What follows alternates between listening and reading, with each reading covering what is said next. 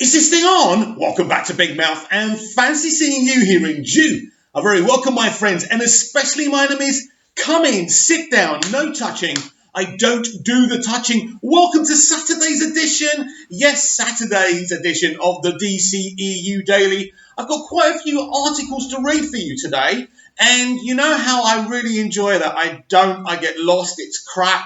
But they're kind of important articles. So if we read them together, I think we can get a lot out of them. So first of all, and they're all from cbr.com. Now, I didn't follow them before, but they are kind of interesting. So Joker is what Zack Snyder's DC movies wanted to be by Ronaldo Matadine. Now, this has triggered a lot of DCEU Snyder fans, but let's give it a read. When plans for Todd Phillips' Joker was announced, fans and even the studios were skeptical. I wasn't. Some concerns were assuaged when Joaquin Phoenix was cast, but still critics wondered if the dark route was the way for Warner Brothers to go following the course correction the studio needed with its stable of DC films, which was achieved through more helpful superhero movies like Wonder Woman, Aquaman, and Shazam. Now, there was never an issue about this movie being dark because it was part of the Black Label. So you kind of imagine it's going to be a dark movie, and it wasn't part of the DCEU. So kind of there were no concerns, not for me. And Todd Phillips, Joaquin Phoenix, what's not to like? Oh, crazy anyway. However, what stands out most about Phillips' operatic effort is the commercial and critical success, which was also always going to happen, by the way, because Joker is such a commercial character. But it's a wonderful film, and that's really what took it over the edge commercially. Operatic effort is the commercial and critical success that has come out of the Joker, ironically capturing so much of what director Zack Snyder wanted to accomplish when he laid down his gritty foundation for the so-called DC Extended Universe. This is really funny because Zack accomplished all of that. He may not have accomplished the critical acclaim or some of the box office, but at the end of the day, Man of Steel and Batman v Superman are there for all to see. For me, they're wonderful, successful films that I will always hold close to my heart. So really saying this is what Zack Snyder wanted to do, he did it. Snyder's Man of Steel and Batman v Superman Dawn of Justice and Justice League, don't put Zack's name on that film please, failed to reach the heights of what the Marvel Cinematic Universe has achieved, which many felt was due to its lack of inspirational heroes. No, we had inspirational heroes. Comedy and overall warmth. There was plenty of warmth. I didn't want to watch a sitcom, did you? So Snyder's vision was too bleak and violent. Taking away from all ages experience, Marvel Studios was cultivating with heroes like the Avengers and Guardians of the Galaxy. But Phillips' goals are more or less the same as Snyder's, diving deep into a grand darkness to draw a character study of Arthur Fleck, a broken man, the same way the DCEU wanted its Bruce Wayne, and initially its Superman to be rendered. Well, actually, our Clark Kent and Superman isn't a hopeless man, and it isn't the same thing. Yes, the movie's a deep cut, no question about it, but this guy's comparisons are so flawed. So let's go back and, because I want to take umbrage with some of this stuff he's saying. So he goes, right, Snyder's DCEU failed to reach the heights of what the Marvel Cinematic Universe has achieved. In heights, they mean box office, right? And critical responses, right? That's not how I look at success and failure. I don't know about you. Heroes and comedy and overall warmth. Plenty of warmth. At the end of the day, right, I would think this is an MCU fan. Anyway, let's continue. The difference is, as Joker takes itself seriously in a less melodramatic way, you're talking crap. It's not meant to be a standard superhero film, and more so the grime it covers itself with has always been associated with the character it revolves around. It's not something that translates well for leakers, and especially not Superman. It's very interesting how people perceive Superman, but the Man of Steel Superman is still a hero in every way. It's just a different way of telling his story, and some of these fools just couldn't get their heads around it. Phillips speaking on the All right, let's start again. Fully speaking on the decadence and degradation of society, artfully uses cinematography as well to complement the messages of how superficial we've become, how we focus on the cosmetic instead of people, and how the elite abandon the poor. All real world issues that resonate with us.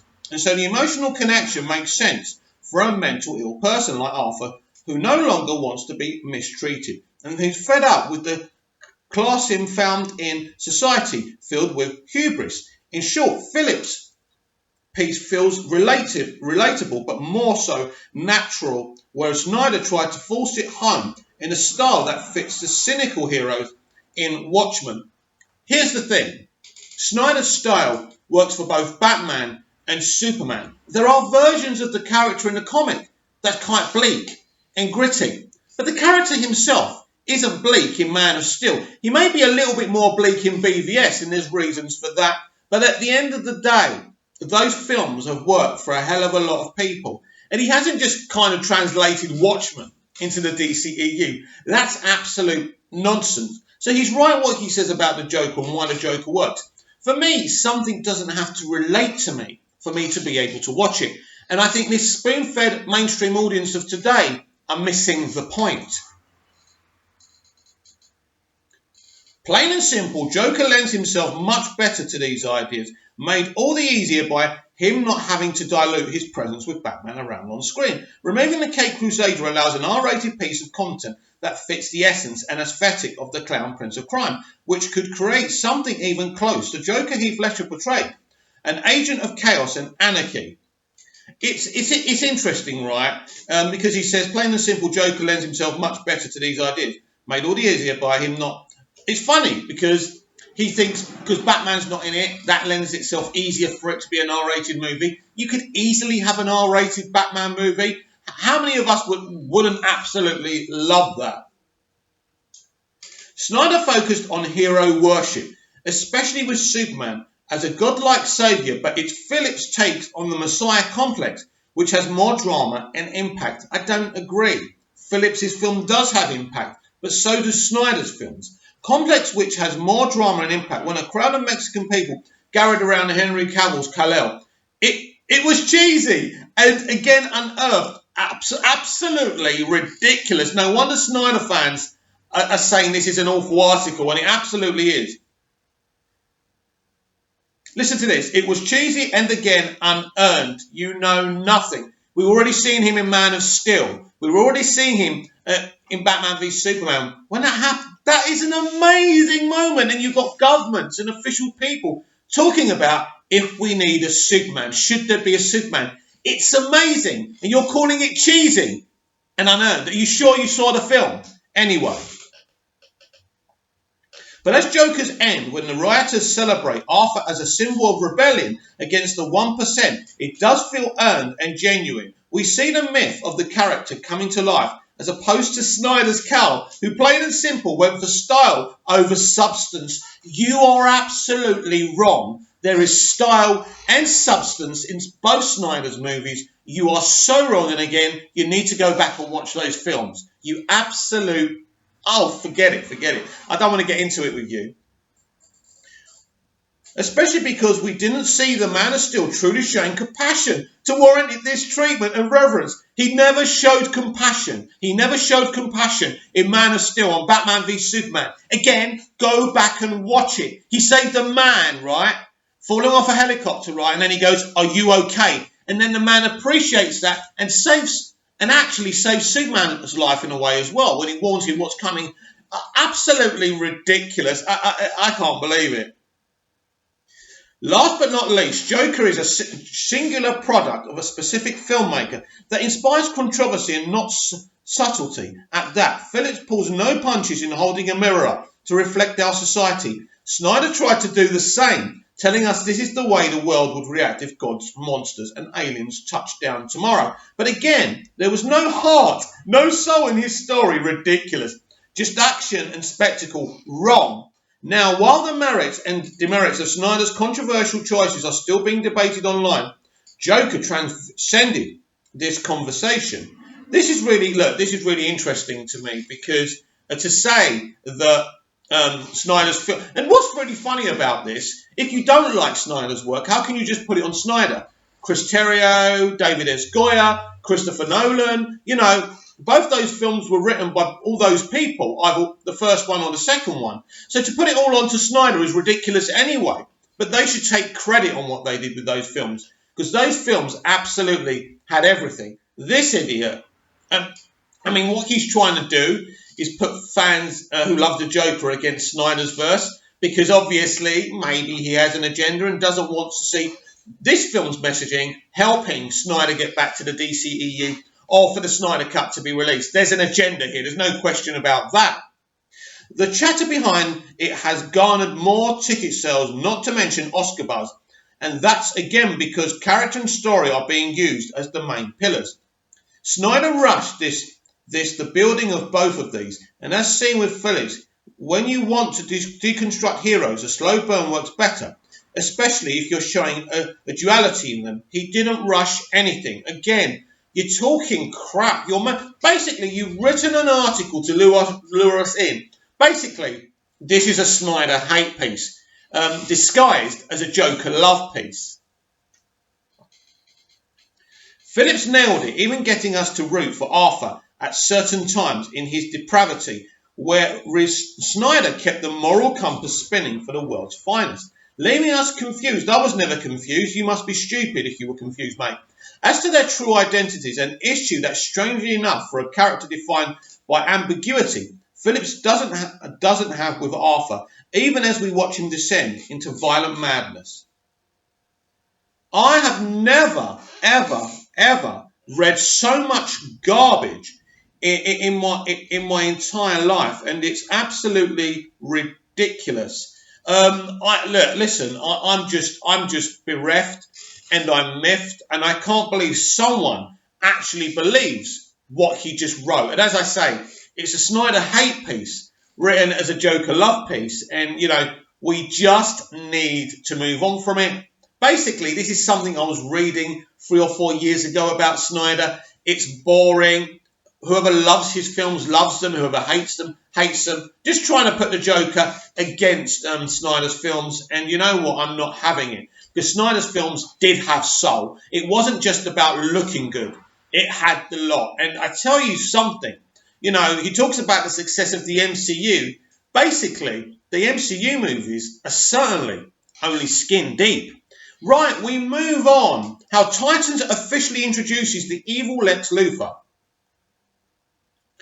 From the moment Titans Season 1 teased Superboy, Joshua Alpin escaping Cadmus, fans knew a major DC figurehead would soon follow. No, not Superman. I bet that's an educated guess and still possible. We're talking about Lex Luthor, the man whom Superboy shares half of his DNA with. And come second season episode, Connor Lex's presence is felt, even though he doesn't make a physical appearance. However, his shadows looms intimidating and sinister as ever, setting him up to come knocking to get his son back in due time. Connor picks up where the season 1 post-credits left off, with Superboy escaping Cadmus, Crypto in tow. He takes the coveralls with the name Connor on it and heads out of Metropolis with memories of a farm. And while it appears he's heading to the Kent farm due to the rest of his DNA, as well as the memories coming from Clark Kent, Superboy doesn't end up meeting the Earth parents of Kal-El. Instead, he meets a half-blind Lionel Luthor, Pete McNeil, not the superior John Glover, by the way, sitting on his front porch. As Superboy is given the tour of the house, he realizes his mind is fractured, but doesn't fully grasp he's the product of two people. Not just yet. Anyway, as Lionel begins to mention his son, he beams about Lex, with Superboy thinking that maybe this is the man who's actually his father. Lionel takes pride in Lex, mentioning his super genius in school and how he grew from a rural farm boy to a master of industry.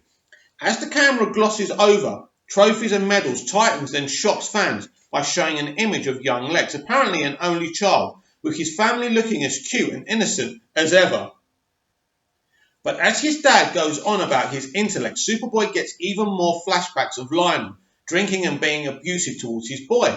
This leads to confrontation with Lionel revealing while Lex was destined for greatness in his eyes, that greatness was evil. Something he had to beat out of the kid. It's why he was violent, not because he hated Lex, but because he knew there was something dark lurking inside. And to him, aggression was the only way to get it out. Little did he know he'd be creating a monster. The exchange is eventually broken up when Cadmus soldiers come gunning after Superboy. The boy of steel jumps in front of bullets, Smallville style, to save Lionel's life, and then he takes the soldiers out, confronts his creator, Eve Watson, Genevieve Angleson, in a van outside. The scientist feels compassion and sympathy for Connor, and they run away together. She subsequently takes him to a decommissioned lab, where the truth about his fathers comes out. Eve makes it clear she's just as twisted as Lex for conducting this project, which Connor was subject 13, but she's trying to make amends by urging him to stay out of the public eye. That's because Lex is the biggest monster she knows, and he'll do anything to get the young man back. However, with Mercy Graves, Natalie Meady, Lex ruthless security chief eventually finding and shooting him with kryptonite bullets, we don't just know how fatherly Lex really is, but what's for sure is he's all about tying up loose ends. Connor leaves fans anxious to see how Lex will be depicted when he officially appears in Titans. Will he be quirky like Gene Hackman or Kevin Spacey? Or maybe weird like Jesse Eisenberg's version? Others are hoping we get a very strong-willed villain like Michael Rosenbaum's take, or something in between like John Cryer on Supergirl. Either way, seeing as Lionel's been shaped as an alcoholic just like the comics, where he descended into alcoholism after being kicked out of the Legionnaires Club by Vandal Savage, one has to think Lex's story with him isn't done as well. Their relationship will surely be driving Lex's main theme this season of fathers and sons. It's made all the more interesting when you factor in that while Lionel isn't manipulating Lex for self-gain, like John Glover's version on Smallville, the older Luthor has still driven his son to the point where he wants to make weapons of mass destruction. Interacting with Lionel will most likely influence how Lex views Connor, and ultimately their dynamic will help define Superboy's place in the universe, provided he survives Mercy's assassination attempt. Now this is interesting actually, because really Lionel wasn't manipulating Lex for self-gain in the TV show Smallville. In fact, he was manipulating him to shape him the way he wanted him to become. Like Jor-El is giving Clark these trials, Lionel is giving his own type of brutal trials to Lex in Smallville. So I just wanted to make that clear because I thought that was a wrong description. So that's a very, very, very interesting article. What I've always loved about Connor Kent is that he has the DNA of Lex Luthor and Clark Kent, aka Superman. Now this is really, really interesting because he's got two people's DNA inside him, and he's split down the middle. It's like Clark. He's split between his Kryptonian heritage and his humanity, and he doesn't know which way to turn. And this is the same struggle Connor has. So it's a very, very interesting concept, and I can't wait to be able to watch Titans and talk about it fully. So right, our next article today, Rotten? I didn't mean that. Of course I didn't. It's a mystery. No, I'm really happy with the Robert Pattinson casting. I genuinely didn't mean that. Why did I even say that? Robert Pattinson says Batman is not a hero. So we touched on this yesterday, but I didn't have an article at hand to read. So we're going to give this a read. The New York Times asked Pattinson about remarks he made regarding how people should be skeptical of those who want to play heroes, and his new role as the Dark Knight. Batman's not a hero, though, Pattinson replied. He's a complicated character. I don't think I could ever play a real hero. There's always got to be something a little bit wrong. I think it's because one of my eyes is smaller than the other one. This is very interesting. Asked about what excited him about the role, Pattinson replied, I love the director Matt Reeves, and it's a dope character. His morality is a little bit off. He's not the golden boy, unlike almost every other comic book character. There is simplicity to his worldview, but where it sits is strange, which allows you to have more scope with the character. He continued, I just fear when I say anything about Batman, people online are like, what does this mean? Oh, that's hilarious. Yeah, people like me, Robert. And I don't know. I used to be very good at censoring myself, but I've said so many ridiculous things over the years. So I'm always curious when I'm promoting these movies how many times I can mess up. It feels like with every movie that comes out, there's always one quote from me where it's like, how? What kind of out-of-body experience produced that screaming nonsense? Little is known about the plot to the Batman at this time. In addition, Pattinson, Zoe Kravitz will play Selena Kyle Catwoman in the film alongside Paul Dano as Edward Nashton. Now he's called Edward Nigma, but I don't really understand what this Edward Nashton is all about, not unless there's another version in the comics. So we'll see what's going on there. The Riddler. Jeffrey Wright is in talks to play Commissioner Gordon. He's not in talks, he's already got the role. So basically, I love what Robert's got to say there. It's interesting. So this is what happens in life. You make a comment before you get cast as something else. You said you never wanted to play a hero, but you're playing a hero. Well, no, actually, Batman's not a hero. As I said yesterday, it's an interesting thing because Batman isn't that complete hero. To me, he's a vigilante. So I think what Robert's saying is very interesting, and it gets me even more excited for this film. So what else have we got to read today? Right, I want to. This isn't DC. Well, there's a few that I've read that's not DCU directed, but basically this is an interesting one. Watchmen. Lindelof says if you want to respect Moore's wishes, don't watch. I like this. I like what he's saying because he's basically saying, listen, is it Alan Moore who created the comics, right? He never wanted his comics, his creation to be on TV and film. It's never what he wanted, and he's been very vocal about this. So basically they're saying, look, we're doing what we're doing, but if you agree with the creator and what the creator has to say and what he wished for his creation, then you shouldn't watch our show. I think that's very honest and very moral of Damon. I think that's an amazing thing to say. I don't know if the network and Warner Brothers will be happy about that, though. Well, Watchmen co-creator Dave Gibbons has expressed his tacit approval of the upcoming HBO series, going as far to appear at the premiere. His co-creator Alan Moore has been predictably more wary of the adaptation. Watchmen showrunner Damon Lindelof revealed he sent Moore a letter asking for his blessing to adapt Moore and Gibbons' landmark comic book story for television. Instead, Lindelof received a frosty response from the comic book writer. I mean, really, Damon, you shouldn't have wasted your time. It was an interesting letter, though, and an interesting read. I received a communication back from Alan, which he made it clear, and I want to respect this, that he didn't want his name to be used in any way. Lindelof told Vulture, it's not really possible for me not to mention his name, like he's Voldemort. But if you want to support Alan Moore's wishes, do not watch the show. That's what he would want. The HBO series takes place decades after the events of the comic, with law enforcement wearing masks to conceal their identities. After being systematically increasing... as the risk of masks leads to increasing abuse of power, a new generation of heroes and villains rise. Developed by Damon Lindelof, HBO's Watchmen stars Jeremy Irons, Regina King, Don Johnson, Tim Blake Nelson, Louis Gossett Jr., Yeha Abdul-Mateen. Basically, that's the guy from Aquaman, isn't it? Wow.